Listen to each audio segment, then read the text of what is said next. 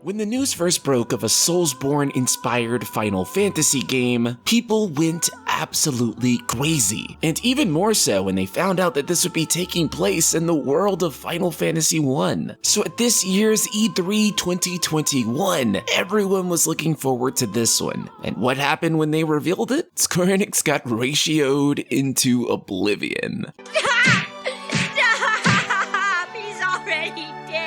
Look, first impressions mean a lot, and between the greasy characters, the busted-looking environments, and a protagonist who seems to not know how to say much other than "gotta kill chaos," the game really made a awful first impression. And with the demo files being corrupted 2 full days after their launch, people couldn't even access the game to even potentially turn these impressions around. However, the demo has finally been fixed, and thanks to borrowing someone's PS5, thank you, Craig, I've now been able to play it. And honestly, I'm kind of surprised. Shockingly enough, the game is actually really fun and has a very solid foundation. And I'm not gonna lie, I really was not anticipating that. For starters, the player has multiple different jobs they can use, including things like Dragoon and Black Mage, with each one of these jobs leveling separately and having their own skill trees, and each job having its own unique abilities. Look, the job system never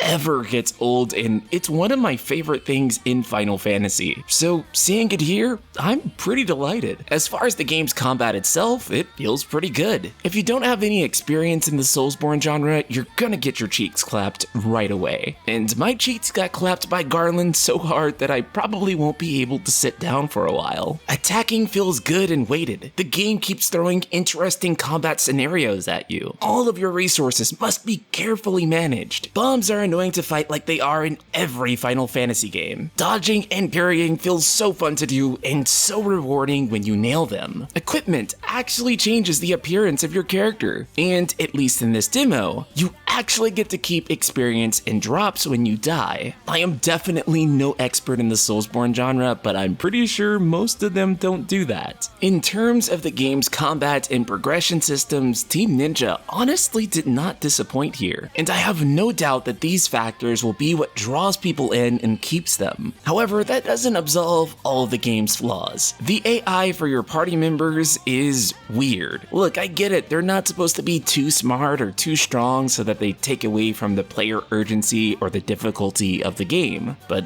half the time they kind of just stand around with like a blank stare, doing almost nothing. In fact, the only practical functionality I found for these guys were that they draw away aggro from you. A big shout out to my 2 favorite meat shields for distracting the enemy for me. Seriously, when you make Donald and Goofy look good, something has gone wrong. And speaking of the party members, this demo didn't do much to sell them more than the trailer did. And look, I mean, we could all just say that they're terrible characters because we don't know much yet. But again, first impressions mean a lot, and here it's left a lot to be desired. I mean, even the characters' names are so painfully generic. Ash, Jed, Jack. Well, maybe Jack is fitting because currently, as these characters stand, I really don't give Jack shit. The demo also didn't really shed any light on the story, but I do want to throw my fan theory out here, right?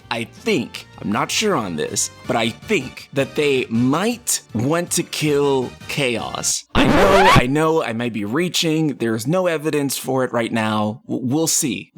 I thought the level design was okay in this demo, though dark, dreary gothic areas aren't what I really think of when it comes to Final Fantasy. And that's not a criticism, it's just personal taste. As an action game, Stranger of Paradise Final Fantasy Origin is relatively a good one, but man, is this one rough around the edges. But hope is not lost. They released this demo for player feedback, and the biggest bit of feedback that I have for them is to work on the presentation for this game. The gameplay as it stands is already incredibly solid, even in this early state. Mind you, this game is a year away. That is, provided that it doesn't get delayed to address this overwhelming amount of feedback. What they have is a very solid foundation with some extremely questionable interior design. And while they did this demo to get feedback about gameplay, gameplay is not the issue. This game is fun. The problem is literally everything else. However, if they can somehow turn all of that around, I think what we'll have here is a pretty quality Final Fantasy spin-off. Until then, we'll just have to wait and see. Shout out to patron Daniel Faustino and the rest of the Ultima community.